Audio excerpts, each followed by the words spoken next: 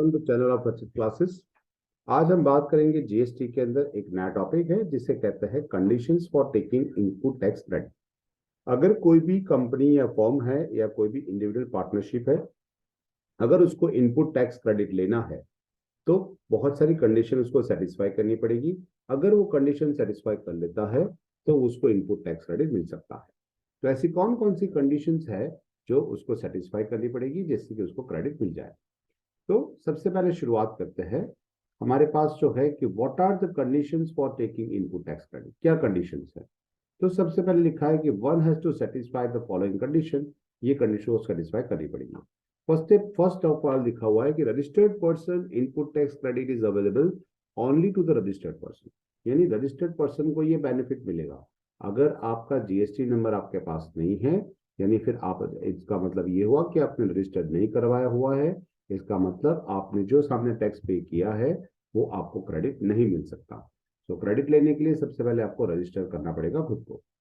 Moreover, it is available in respect of input supply of the goods and service which are used or intend to be used in the course or furtherance of business of the person who wants to claim the benefit of input tax credit। यानी input tax के benefit अगर आपको लेना है तो अगर जो goods purchase कर रहे हो या फिर जो भी सर्विस आप परचेज कर रहे हो, वो गुड्स या सर्विस आप फर्दरेंस ऑफ बिजनेस यानी अपने बिजनेस के अंदर उसका यूज करते होने चाहिए।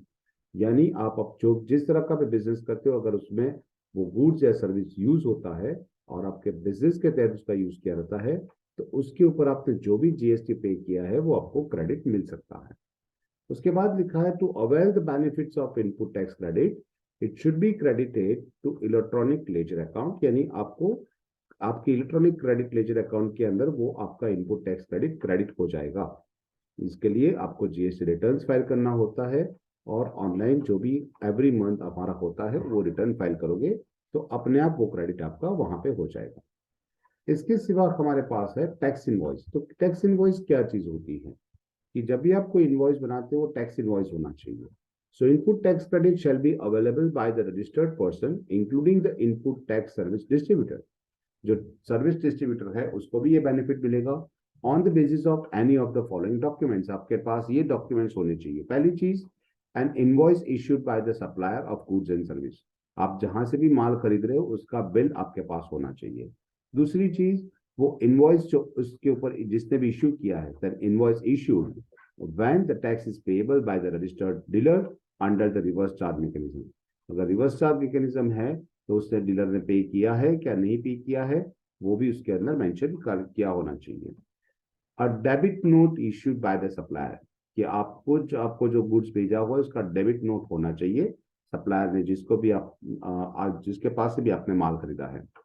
उसके वो बिल ऑफ एंट्री और any similar document prescribed under the custom act. अगर आप फॉरेन से कुछ मंगवा रहे हो तो फॉरेन में से जैसे ही यहाँ पे आएगा तो आपको बिल ऑफ एंट्रीज की जरूरत पड़ेगी for the assessment of the IGST on imports, जो आपने इम्पोर्ट्स किया है उसके लिए। Input tax service distributor invoice होता है, that is input service distributor invoice on the input service distributor credit note और any document issued by the input tax distributor. अगर ऐसा कोई डिस्ट्रीब्यूटर है जिसके पास से आप कोई सर्विसेज परचेज कर रहे हो तो उसका क्रेडिट नोट आपके पास होना चाहिए। तो इसे टैक्स इनवॉइस कहते हैं, जो आपके पास होना चाहिए तभी आपको क्रेडिट अवेल मिलेगा, अदरवाइज नहीं मिलेगा। Third thing is fraud. Fraud क्या होता है? तो no input tax credit can be avail by the registered person in respect of any tax that has been paid in pursuance of any order when where any demand has been confirmed on account of the fraud, willful misstatement or the suspicious of the fact। यानी अगर यहाँ mention किया गया है कि आपको कोई tax credit नहीं मिलेगा अगर वो रजिस्टर्ड पर्सन भी है और उसने पेमेंट भी किया हुआ है, लेकिन अगर यहाँ पे मान लिया जाएगा कि या फिर कंफर्म हो जाएगा that is demand has been confirm on account of any fraud. अगर पता चला कि वहां पे आपको कोई फ्रॉड हुआ है या विलफुल मिसस्टेटमेंट, जानबूझ के आपने गलत लिखा हुआ है, या फिर सस्पेंशन ऑफ फैक्ट, अगर आपने हकीकत छुपाई हुई है, ऐसे सारे केसेस में फ्रॉड होता है। और जब भी अगर फ्रॉड होगा तो आपको कोई इनपुट टैक्स क्रेडिट नहीं मिलेगा। इसके बाद लिखा हुआ है that is receipt of goods and service. आप जो भी गुड्स ले रहे हो, खरीद रहे हो, उसकी रिसिप्ट आपके पास होनी चाहिए, रसीद होनी चाहिए। So input tax credit available only if the registered person has received the goods and service. पहले तो आपको goods या service receive होना चाहिए। And for this purpose, it shall be deemed that the registered person has received a goods where the goods are delivered by the supplier to an agent or recipient. Okay, agents को या recipient को आप उसने goods भेजा है, और any other person on the direction of the such registered person, वो registered person के डायरेक्शन के हिसाब से आपको भेजा गया है। तो ये इसका रिसिप्ट होना चाहिए, उसमें पता चलता है कि कौन सेंडर है और कौन रिसीवर है। तो ये वैलिड गुड्स के लिए आपके पास रिसिप्ट होनी चाहिए। If the goods are delivered to such person before और during the movement of goods, यानी माल पहुंचने से पहले या फिर माल पहुंचने के टाइम पे अगर आपने डिलीवरी करवाई, either by way of the transfer of documents of the title of goods और अदरवाइज आपने उसकी ओनरशिप ट्रांसफर करने के लिए आपने डॉक्यूमेंटेशन, उसका टाइटल क्लियर करवाया, it shall be deemed that, ऐसा मान लिया जाता है कि registered person has received goods, उसको माल मिल चुका है। लाइकवाइज इसी तरह से it shall be deemed that, ऐसा भी मान लिया जाता है कि registered person has received the services, अगर सर्विसेज है तो सर्विस उसको रिसीव हो चुकी है।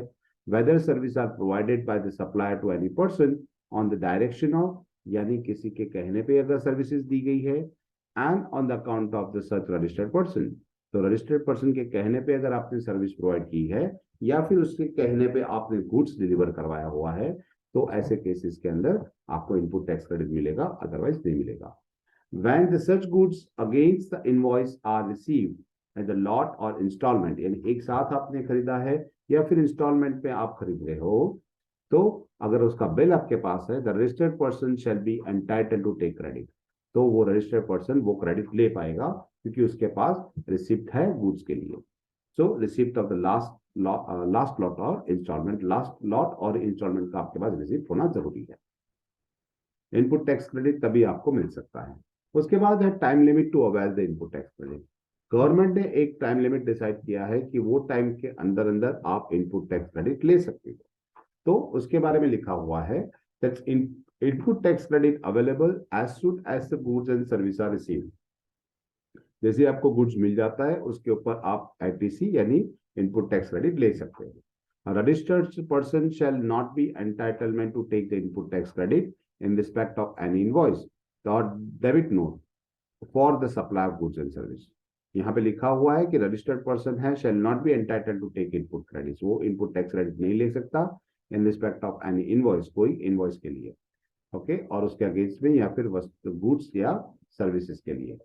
The due date of the furnishing the return under section 39 के तहत आपको बताया गया है for the month of September, यानी आपको जो रिटर्न फाइल करना है वो सितंबर मंथ में करना है, following the end of the financial year to which the invoice is pertain, यानी जो फाइनेंशियल ईयर के अंदर आपका आता है, जो बिल्स आते हैं वो लिखना है। और furnishing of the relevant annual return, या फिर आपको एनुअल रिटर्न फाइल करना होता है, विच एवर इज अर्लियर, दो में से जो पहला आता है आपको वो करना है, यानी सितंबर या फिर आपका मंथ एंड यानी आपका 31 मार्च फाइनेंशियल ईयर जो होता है, एनुअल रिटर्न जिस तरह से आप फाइल करते हो, दो में से जो भी पहले डेट आएगी उसके हिसाब से आपको रिटर्न फाइल करना होता है। उसके बाद मेंशन किया है कि एक एग्जांपल देखते ये सारा पॉइंट डिस्कस करें कि suppose mister X has registered person है, it has received the goods and service on November 12 November को उसको गुड्स मिला और eligible input tax credit of 1,12,500, उसको 1,12,500 की क्रेडिट मिल सकती है। Credit of the input tax credit will avail at the any time after 12th November। 12 नवंबर के पास बाद वो कभी भी वो क्रेडिट यूज कर सकता है। However, it cannot be claimed after 20 अक्टूबर, यानी 19 अक्टूबर 2000, एक साल के अंदर अंदर आपको उसको क्रेडिट यूज कर लेना है। 12 नवंबर 2019 है, ओके, तो 20 अक्टूबर 2020 के बाद that is due date of furnishing return of GST for the सितंबर 20 जो आपका है फर्निशिंग रिटर्न डेट होगा यहाँ पे। तो ड्यू डेट आपका फर्निशिंग रिटर्न कहाँ हो जाता है, सितंबर के अंदर, क्योंकि नवंबर है आपके पास, तो 20 अक्टूबर तक आप उसको, सॉरी 20 सितंबर तक आप 20 दिन को सितंबर में आपने क्रेडिट आपको रिटर्न फाइल करना होता है और रिटर्न के 20 दिन तक आप ले सकते हो, दैट इज सितंबर एंड से 20 अक्टूबर। तो date of filing the annual return जो आपका होगा वो 31 दिसंबर होगा फाइनेंशियल ईयर 1920 के लिए। आपको जो लास्ट रिटर्न फाइल करना है 31 दिसंबर 2020 फाइनेंशियल ईयर 1920 के लिए। Okay, which ever is earlier, इसमें से दो जो भी जल्दी होगा वो एनुअल रिटर्न फाइलिंग है आपका 31 दिसंबर, और आपका 20 अक्टूबर आपका जो आपकी डेट दे रखी है, तो उसमें से अर्लियर जो होगा वो आपको मिल जाएगा। So if the annual return of the 1920s uploaded on 31st December, a foresight tax credit has been claimed on or before 20 October. 20 अक्टूबर से पहले आपको उसको आप एडजस्ट कर देना पड़ेगा, क्योंकि 20 अक्टूबर और 31 दिसंबर दोनों में विच एवर इज अर्लियर है वो आपको रिटर्न मिल सकता है।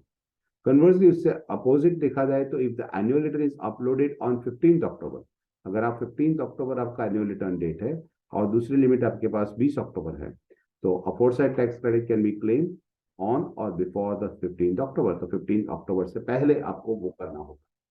सो जो आपका एनुअल रिटर्न्स होता है, फाइनेंशियल एनुअल रिटर्न्स, तो जो जीएसटी का फाइल करना होता है, और आपका जो जो भी है सितंबर एंड में आपका खत्म हो जाता है, तो सितंबर रिटर्न के बाद आपको 20 दिन मिलता है, तो 20 अक्टूबर आपके पास रहता है। तो ये इलस्ट्रेशन था जिसके अंदर हमने ऐसी जीएसटी के बारे में डिस्कशन किया। उसके बाद failure to make the payment to supplier of the goods and services. अगर आपने जहां से भी आपने गुड्स परचेज किया है लेकिन आपने उसका पेमेंट नहीं किया, so if the above conditions are satisfied, the recipient of the input goods and service can be avail the input tax credit as soon as the goods and service are received. जैसे ही आपको goods and service मिल जाता है, आप उसके input tax credit ले सकते हो, and relevant amount is credited to electronic credit ledger. आपके क्रेडिट लेजर के अंदर वो क्रेडिट भी हो जाएगा। Law requires that the recipient of the input goods और services should make the payment to the supplier within the 180 days from the date of issue of invoice by the supplier.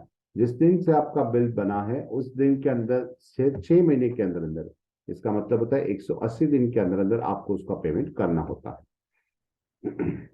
If the payment is not made with in the 180 days, अगर आपने 180 दिनों में payment नहीं किया है, input tax credit will have be reversed, यानी आपको जो क्रेडिट मिला है वो माइनस हो जाएगा और आपको वो पैसा पे करना पड़ेगा। This rules is not applicable in case of supply is obtain. Okay, अगर सप्लाई ऑब्टेन हुआ है इस तरह से, तो ऐसे केसेस के अंदर नहीं होता। Tax components of the capital goods on which the depreciation is claimed under the income tax act. The registered person has to claim depreciation on GST components at the cost of capital goods and plant and machinery under the provisions of the Income Tax Act. The input tax credit on the said GST component shall not be allowed. इसका मतलब अगर आपने कोई भी capital goods आपके पास है जिसके अंदर आपने इनकम टैक्स में अगर आपने डेप्रिसिएशन क्लेम किया हुआ है, अगर डेप्रिसिएशन क्लेम किया हुआ है तो आपको जीएसटी कंपोनेंट्स के अंदर आपको इनपुट टैक्स क्रेडिट नहीं मिलेगा। अगर आपने डेप्रिसिएशन क्लेम नहीं किया है तो ऐसे केसेस में आप उसका क्रेडिट ले सकते हो, अदरवाइज नहीं ले सकते। तो ये सारे टॉपिक्स थे जो रिक्वायरमेंट्स थी कि किस तरह से हमें इनपुट टैक्स क्रेडिट मिलना है और किस तरह से उसको हम यूटिलाइज कर सकते हैं। आपको ये लेक्चर कैसा लगा ये हमें आप कमेंट्स में बताइए, और ऐसे और वीडियोस के लिए हमारे चैनल देखते रहिए, अपने फ्रेंड्स के साथ शेयर करते रहिए। Have a good day.